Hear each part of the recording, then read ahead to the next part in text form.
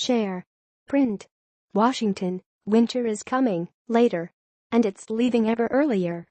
Across the United States, the year's first freeze has been arriving further and further into the calendar, according to more than a century of measurements from weather stations nationwide. Scientists say it is yet another sign of the changing climate and that it has good and bad consequences for the nation. There could be more fruits and vegetables and also more allergies and pests. "I'm happy about it," said Karen Duncan of Streator, Illinois. Her flowers are in bloom because she's had no frost this year yet, just as she had none last year at this time either. On the other hand, she said just last week it was too hot and buggy to go out in late October near Chicago.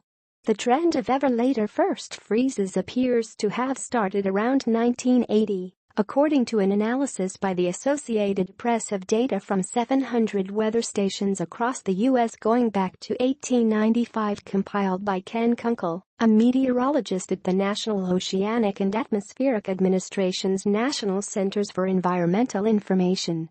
To look for nationwide trends, Kunkel compared the first freeze from each of the 700 stations to the station's average for the 20th century. Some parts of the country experience earlier or later freezes every year, but on average freezes are coming later. Average first freeze. The average first freeze over the last 10 years, from 2007 to 2016, is a week later than the average from 1971 to 1980, which is before Kunkel said the trend became noticeable. This year, about 40% of the lower 48 states had a freeze as of October 23, compared with 65% in a normal year, according to Jeff Masters, meteorology director of the private service Weather Underground. Duncan's flowers should be dead by now. According to data from the weather station near her in Ottawa, Illinois, the average first freeze for the 20th century was October 15. The normal from 1981 to 2010 based on NOAA computer simulations was October 19. Since 2010, the average first freeze is on October 26. Last year, the first freeze in Ottawa came on November 12. Last year was way off the charts nationwide, Kunkel said. The average first freeze was 2 weeks later than the 20th century average, and the last frost of spring was 9 days earlier than normal. Overall, the United States freeze season of 2016 was more than a month shorter than the freeze season of 1916. It was most extreme in the Pacific Northwest. Oregon's freeze season was 61 days shorter than normal. Global warming has helped push the first frosts later, Kunkel and other scientists said.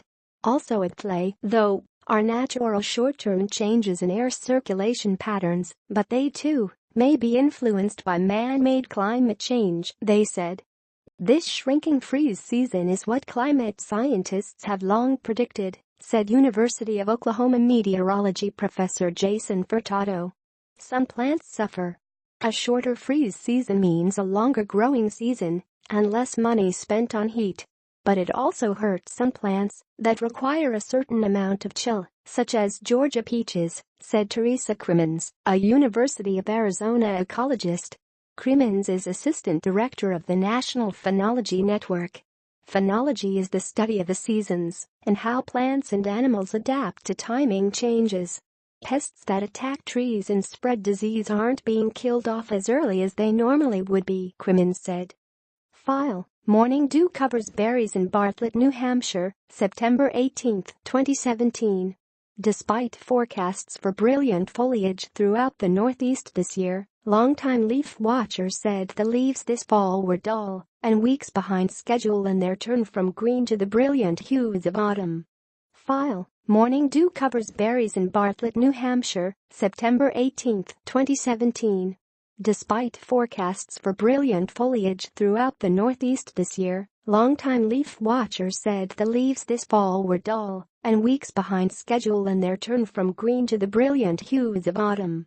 In New England, many trees aren't changing colors as vibrantly as they normally do or used to, because some take cues for when to turn from temperature, said Boston University biology professor Richard Primack.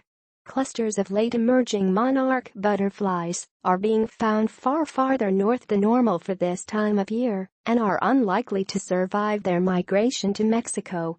Kevin Trenberth, a climate scientist at the National Center for Atmospheric Research, said natural variability, especially in El Niño, made last year exceptional for an early freeze, but it represents the kind of conditions that will be more routine in a decade or two because of man-made climate change. The long-term consequences are really negative, said Primack, because shorter winters and hotter temperatures are also expected to lead to rising seas that cause worse flooding during heavy storms. In suburban Boston, Primack and his wife are still eating lettuce, tomatoes and green beans from their garden.